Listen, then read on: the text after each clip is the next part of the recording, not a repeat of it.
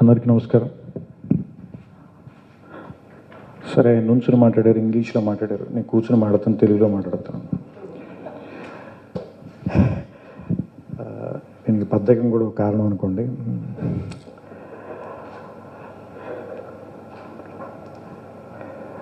పుస్తకం తేలిగ్గా ఉంది కానీ భావం బరువుగానే ఉంది. నేను చదివాను.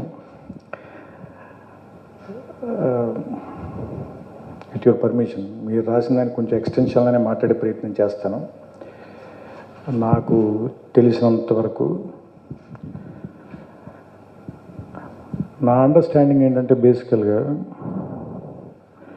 ఎనీ థాట్ని ఇన్స్టిట్యూషనలైజ్ చేసిన తర్వాత అది కొన్ని సంవత్సరాల తర్వాత దాంట్లోకి ఫాల్ట్లు వస్తాయి. ఎనీ థాట్, ఎంత గ్రేట్ థాట్ అయినా సరే, మహాత్మా గాంధీ అహింస కూడా దాన్ని మీరు ఇన్స్టిట్యూషనలైజ్ చేసి కోడ్ చేసి దాన్ని ఒక కాన్స్టిట్యూషన్లో తయారు చేస్తే కొన్నాళ్ళ తర్వాత ఖచ్చితంగా ఫాల్ట్ వచ్చి తీరుతుంది. దాన్ని మనం అప్డేట్ చేయాల్సిందే, సవరించాల్సిందే. ఎందుకంటే మనకి వేదకాలం నుంచి చెప్పబడింది, ధర్మం కాలంతో పాటు మారుతుంది, సత్యం మారదు. బట్ ధర్మం మాత్రం కాలంతో పాటు మారుతూనే ఉంటుంది. అది మారకూడదు, ఇంకా అట్లాగే ఉండాలి అనుకుంటే అది మూర్ఖత్వం, ఛాందసం అవుతుంది. అప్పుడు అది చచ్చిపోతుంది. ఎందుకంటే కాలం అందరినీ తొక్కుకుని ముందుకు వెళ్ళిపోతుంది, ఆగదు. ఇంకా స్త్రీల గురించి చెప్పాల్సి వస్తే నాకు చాలా బాధగా ఉంది. ఆవిడ పుస్తకం రాస్తే దాన్ని మనందరం రిలీజ్ చేయడానికి వచ్చినందుకు. ఎందుకంటే బాధగానే మేమెంత అని చెప్పుకునే స్థితిలో ఒకళ్ళు ఉండటం అనేది ఎప్పుడు గర్వించదగిన విషయం అయితే కాదు. వాళ్ళు ఎంతో మనకి తెలిసి ఉండాలి ఆల్రెడీ. మేము కొంత కాదు అంత అని చెప్పే పరిస్థితులు వాళ్ళు ఉన్నారు అంటే అది మన తప్పు కూడా ఖచ్చితంగా. ఇది నేను ఫీల్ అవుతాను. నేను బేసిక్గా అంటే నా థింకింగ్ ఎలా ఉంటుందంటే, మా అమ్మ చిన్నప్పుడు మా అందరికీ తలంటు పోసేది కుంకుడుకాయతో. మా అన్నయ్యకి పోస్తుంటే మా అన్నయ్య విసుక్కునేవాడు. అంటే ఏదైనా జుట్టు పట్టుకున్న, ఎందుకంటే కొంచెం కుంకుడుకాయ పట్టుకుంటుంది జుట్టుకి, అది లాగుతుంటే కొంచెం చిరాకు వచ్చి కోపం వచ్చి విసుక్కునేవాడు, అరిచేవాడు. లేకపోతే నేను చూసి అనుకునేవాడిని, మా అమ్మ ఫీల్ అయ్యేది అరే అనేది. సో నాకు పోసేటప్పుడు నేను ఏమనుకునేవాడిని అంటే, నాకు లాగినా కూడా ఆ రియాక్షన్ చూపించేవాడిని కాదు, సో దట్ మా అమ్మ కొంచెం హ్యాపీగా ఫీల్ అవుతుంది కదా అని. అంతే మనుషులు, అంతకుమించి మనం చేయాల్సింది ఏం లేదు. ఇంతకుమించి పెద్ద గొప్ప చేయక్కర్లేదు ఏమి. ఎవరు ఇంతకుమించి కోరుకోరాలి, ఆడాళ్ళైనా మగాళ్ళైనా. ఏంటంటే మనకు ఇబ్బంది వచ్చినప్పుడు కొంచెం సహించటం, మనకు కష్టం వచ్చినప్పుడు కొంచెం భరించటం, మనకు ఆనందం వచ్చినప్పుడు కొంచెం పంచటం, అంతే. ఇంతకుమించి మన నుంచి ప్రపంచం పెద్దగా ఏమి కోరుకోదు. ప్రపంచం మనం కూడా పెద్దగా ఏం కోరుకోకర్లా. ఎందుకంటే మనిషి ఒంటరి, అట్ ద సేమ్ టైం గుంపులోనే ఉంటాడు. ఇది ఒక కాంట్రడిక్షన్. ఇంత కాంట్రడిక్షన్, అది మగ కావచ్చు ఆడ కావచ్చు, ఇది అందరికీ ఉన్న ఒక కాంట్రడిక్షన్ ఇది.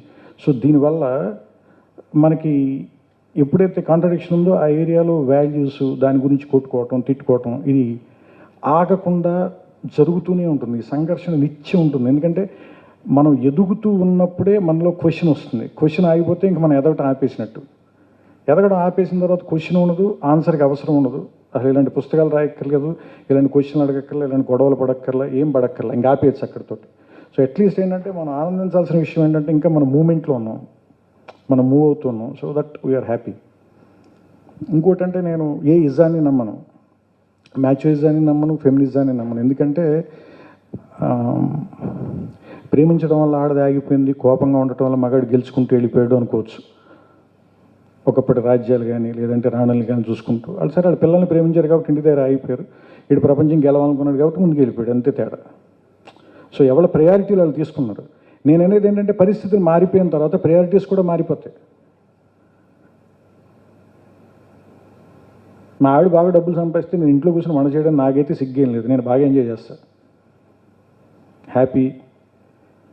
ఎవరు ఏ పని బాగా చేయగలిగితే వాళ్ళు చేసేయటమే, దీనికి రూల్ అక్కర్లేదు. ఎందుకంటే ప్రాబ్లం చెప్తున్నా కదా, మళ్ళీ మొదటితో మొదలు పెడతాం. ఒక థాట్ని ఇన్స్టిట్యూషనలైజ్ చేశారు. మగాడు వేటాడాలి, ఈవిడ రాసిన పుస్తకం, ఈవిడ అర్థం చేసుకున్న విషయం ఏంటంటే ఇన్స్టిట్యూషనలైజ్ చేయబడింది. అంటే కొన్ని వేల సంవత్సరాల క్రితం, లక్షల సంవత్సరాల క్రితం ఒక ఆలోచన ఇన్స్టిట్యూషన్లో ఇచ్చేశారు, వీళ్ళు వేటాడాలి, వాళ్ళు ఇంట్లో ఉండాలి. ఎందుకంటే ఆవిడ ప్రెగ్నెంట్ అవుతుంది, లేదంటే వీక్గా ఉంటుంది. కరణం మల్లీశ్వరి అయితే మనకంటే బలంగా ఉంటుంది. మరి ప్రతిదానికి ఒక ఎక్సెప్షన్ ఉంటుంది కదా. వీక్గా ఉండే ఆడవాళ్ళు ఎలా ఉంటారు ఫిజికల్గా, వీక్గా ఉండే మగాళ్ళు కూడా ఉంటారు ఫిజికల్గా. సో అంటే అది ఆల్టర్ అవుతూనే ఉంటుంది. అది దాన్ని మనం ఏం చేసామంటే దాన్ని క్యాప్సూల్లో పెట్టేసి రాక్ మీద రాసేసి దాన్ని ఆ ట్యాబ్లెట్ని స్టోన్ ట్యాబ్లెట్ చేసేసి ఇంక దానికి ఒక శ్లోకం రాసి అవసరమైతే దానికి ఒక మాత్రా ఛందస్సు కూడా కనిపెట్టి అవసరమైతే దాన్ని 32 అక్షరాలు రాసి అనుష్టుప్ అని మంత్రం అని కూర్చోబెట్టేసాం కూడా మనుషుల్ని. దాంతో మనందరికీ ఫియర్ వచ్చేసింది. ఎప్పుడైతే ఫియర్ అనే ఒక ఫ్యాక్టర్ని మతం అనే వంక పెట్టి ప్రపంచంలో మనుషుల్లోకి ఒకసారి చూపించామో దాన్ని తప్పించడం కోసం చాలామంది చచ్చిపోవాల్సి వస్తుంది, చాలా యుద్ధాలు జరగాల్సి వస్తుంది. కానీ థాట్ మాత్రం మారదంత గమ్ముని. ఎందుకంటే భయం వల్ల ఆగిపోతారు మనుషులు. చచ్చిపోతుంటే ఏం చేస్తారు, ఇంకా ఆగిపోతారు కదా మనుషులు.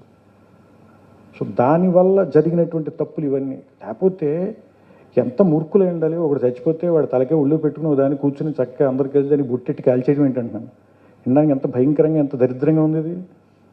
ఇది గొప్ప ఆచారం అని ఆవిడ గుడి కట్టడం ఏంటంటున్నాను, ఆవిడ దేవతండం ఏంటంటున్నాను. సో అంటే ఇప్పుడు ఆలోచిస్తే మనకి ఇంత భయంకరంగా ఉంది కదా. మీరు ఆ టైమ్స్లోకి వెళ్ళి చూడండి ఒకసారి. ఈ ఆడాళ్ళందరూ ఫస్ట్ వెళ్ళి ఆవిడ ముట్టుకోవాలని ఆవిడ బొట్టెట్టాలని మొత్తం ఊళ్ళో ఉన్న వాళ్ళంతా ఇల్లు ఉంటారు. వీళ్ళని కూర్చోబెడితే తెలుస్తున్నప్పుడు. సో ఇది ఈ ఏమంటుందని ఈ సైకిల్ ఆఫ్ థాట్ని వీటిని ఆపడం కోసం చేయాల్సింది ఏంటంటే అందరూ కాన్స్టెంట్గా మాట్లాడుతూ ఉండటమే. ఇది కొంత ఇరిటేట్ చేస్తుంది ఖచ్చితంగా. మగాళ్ళని ఎక్కువ ఇరిటేట్ చేస్తుంది, డౌట్ లేదు. ఇప్పుడు ఈ బుక్ చదివేది కూడా నాకు లాంగ్వేజ్ వస్తుంది. ఎక్కడో కొన్ని పేరాలు నాకు నచ్చని ఉంటే కనుక అబ్బే ఇప్పుడు కరెక్ట్గా రాయలేదు అనిపిస్తుంది నాకు కూడా, డౌట్ లేకుండా. బట్ ఏంటంటే మాట్లాడటమే, దాన్ని ఫేస్ చేయటమే. ఇప్పుడు నేను కూడా 100% ఎక్స్ట్రాడినరీ పర్సన్. నేను మావిడిని ఎప్పుడు ఒక్క మాట కూడా అన్నాను. అందరు స్త్రీలని తల్లిలాగా చూస్తాను. అవి ఈ కథలు ఇవన్నీ నమ్మద్దు ఎవరు. నేను చెప్పను, ఎవరు చెప్పినా నేను నమ్మను కూడా. ఎందుకంటే మనం అందరం తప్పులు చేస్తాం ఖచ్చితంగా. ప్రతి తప్పు నుంచి కొన్నిసార్లు సిగ్గుపడి ఎవరికి చెప్పం. అంటే కొన్నిసార్లు తెలిసినప్పుడు ఆర్గ్యూ చేయకుండా ఆపేసి గమ్మున సారీ చెప్తాం తెలియని వాళ్ళం అయితే. లేదంటే దాని మీద బలంగా పట్టుకుని కూర్చునిపోయి చాలా సంవత్సరాల పాటు ఆర్గ్యూ చేస్తాం. కొంతమంది అది నా రూల్ అని చచ్చిపోతాం, అదో గౌరవంగా మాట్లాడుకుంటూ. సో ఈ మారటం అనే లక్షణాలు మనం కొంచెం సపుల్గా ఉండాలి, కొంచెం మెత్తగా ఉండాలి, కొంచెం ఫ్లెక్సిబుల్గా ఉండాలి. అందరూ కూడా, వాళ్ళు ఆడాళ్ళైనా మగాళ్ళైనా ఎవళ్ళైనా సరే. సో మనం పిల్లల్ని పెంచేటప్పుడే నాకు తెలిసి ఈ థాట్ చిన్నప్పటి నుంచి కొంచెం మాట్లాడే విధానంలోనే వాళ్ళలో ఇంబైబ్ చేస్తే మంచిదనేది నా ఉద్దేశం బేసిక్గా. అంటే నేను కొన్నిసార్లు మాట్లాడడానికి ప్రయత్నించే చిరునవ్వుతో ఇలాంటి సినిమాల్లో. అంటే మగాడి కంటే ఉద్యోగం వస్తే నాడు జీవితం, ఆడదంటే పెళ్ళి అవ్వటమే దాని తాలూకు లాస్ట్ రిసార్ట్ లాగా మనం ఇవి చాలా సంవత్సరాలుగా అలవాటు చేశాను. నాకు పాత సినిమాలు చూస్తే కొన్ని సినిమాలు ఎంత ఇరిటేషన్ అంటే, అదేదో సినిమా ఉంటుంది శాంతి నివాసం, ఎందులోనో మొగుడి సాక్షులు ఆవిడ పౌడర్ వేసి దేవిక పాట పాడుతూ వాడికి సాక్షి చుట్టూ వాడికి అది తెచ్చాడు, వాడికి చేతులు లేవే ఏంటి, అది దొడుక్కోలేడు, వాడి సాక్షు. చాలా దరిద్రంగా ఉంటుంది అది. సాక్షులు తొడగటం ఏంటి అసలు, చాలా అన్యాయమైన విషయం అది. సో అంటే ఇలాంటివి మనం ఏం చేసామంటే అదొక దానికి మంచి మ్యూజికల్గా, ఆ తప్పు మంద కూడా దాన్ని చాలా మంచి మ్యూజికల్గా మంచి సాహిత్యం రాసి అలాంటివన్నీ జాగ్రత్తగా ఇంజెక్ట్ చేసి తోసేసింది జనంలోకి.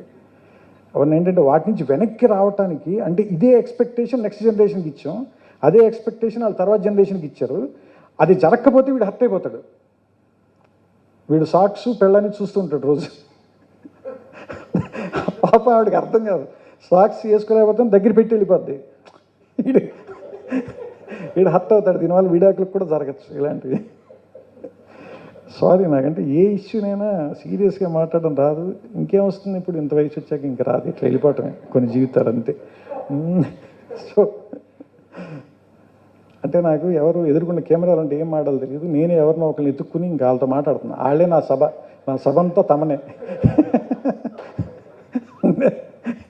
సాయితే నా సంభాషణ. ఇద్దరు మగాళ్ళని కూర్చొని ఆడాళ్ళ గురించి మాట్లాడుకుంటున్నారు, అతను వింటున్నాడు కూడా. సారీ అండి, సారీ. నేను మీ బుక్ని ఏమంటుందండి, మీ బుక్ తాలూకు సీరియస్నెస్ కాదు, మీరు అర్థం చేసుకుంటున్నారు కదా నా కోపాన్ని. కోపం ఎక్కువైనప్పుడు ఏం చేయలేనప్పుడు హ్యూమరే వస్తుంది.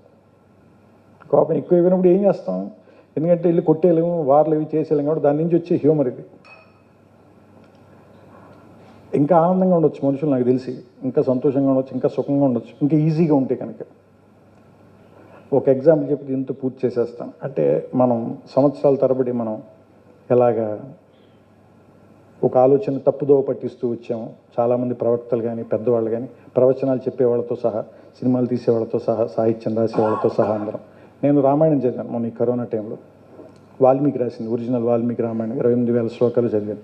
ఒక 3-4 నెలల పైన పట్టింది. అందులో చదివితే